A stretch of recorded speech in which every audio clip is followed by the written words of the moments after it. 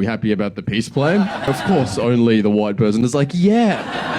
People that I respect are like, you must be happy now. Should we be happy that the architects of a genocide have decided to pause it for a second while simultaneously threatening to obliterate Palestinians if they don't stop being terrorists? And by the way, the people who get to decide who are terrorists and who aren't are the people that want to obliterate them? Yeah, I guess. If you don't know what I'm talking about, Washington drafted a 20-point peace plan that they attributed to Donald Trump. And then Donald Trump came out. I say attributed because we all know he didn't. We know he didn't write, not because it's very well written. No, it's just structured.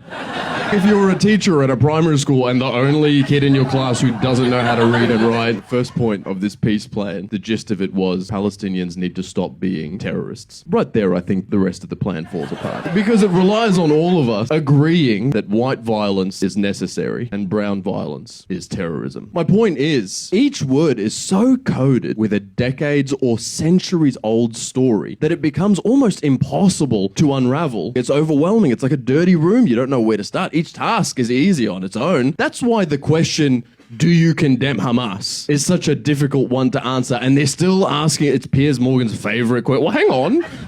You haven't answered my question. Do you condemn Hamas? By the time you figure out how to explain the narratives, definitions, any layers of framings, you end up being Jordan Peterson in order to answer any question like, well, what do you mean Hamas? What do you mean terrorism? What do you mean condemn? What is the value hierarchy by which you are drawing upon to formulate your question? Have you cleaned your room? It's like, I've been trying to think of the perfect wording to explain what's going on. Maybe we're coming at this the wrong way. Stupid accusations deserve stupid refutations. We've been throwing our best thinkers, academics, intellectuals, journalists, writers, lawyers, high court judges. We didn't need any of that. We needed a Trump. Just 1 hour where he comes out and he's like, there was a bad deal. I didn't like what you did. You had thousands of hours. We only had 200 of yours. Reuniting with your families. I saw the tears. We've got tears. I didn't show you that, did they? Khadija, come over here, sweetheart. This is Khadija's my daughter, which is not my daughter. She may as well be. I could be her father, all the better that I'm not. She's very pretty. Maybe when she's older.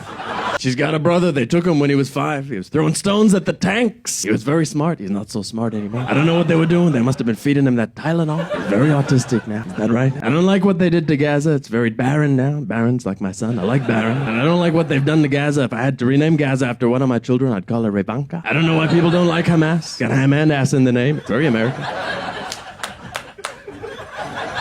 Pauline is our Donald Trump. You're not going to like this, but let me say it. Pauline has grown on me.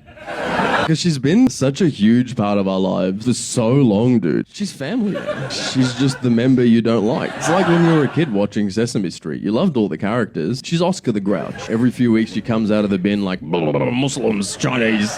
Shut up, you orange-haired monster. Get back in the bin. No, but she's very dangerous. We should get rid of her. Pauline wrote an open letter to the Prime Minister. The gist of it was, well, the war is over. It's time we send all of the Palestinians who we took in on a humanitarian visa back to Gaza to start building their city. Can you give it a fucking second, Pauline? I'm not going to say that we destroyed Gaza, Australia, but we have been sending jet fighter parts to Israel to help destroy Gaza. I might be out of line here, folks, but if we help destroy a city, we should help rebuild that city. Instead, sadistically, we've provided the matches to burn down someone else's house, and then we've taken them in briefly. And then the moment the flames have died down and the house is charred and falling apart, Pauline's like, well, it is getting late. How about we all go home, hey? We don't have a home. Yeah, you build it, silly.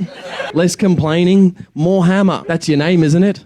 I prefer Pauline as the lesser of two evils, because Pauline does the wrong thing and then she says the wrong thing. We're living in a time where people are doing the wrong thing and then saying the right thing. Pretty confusing to some people. But we all are starting to see the masks that people wear, right? That's why it felt a little bit off whenever Australia recognised Palestine. Oh, how the bloody hell are you? I didn't recognise you there for the last 2 years.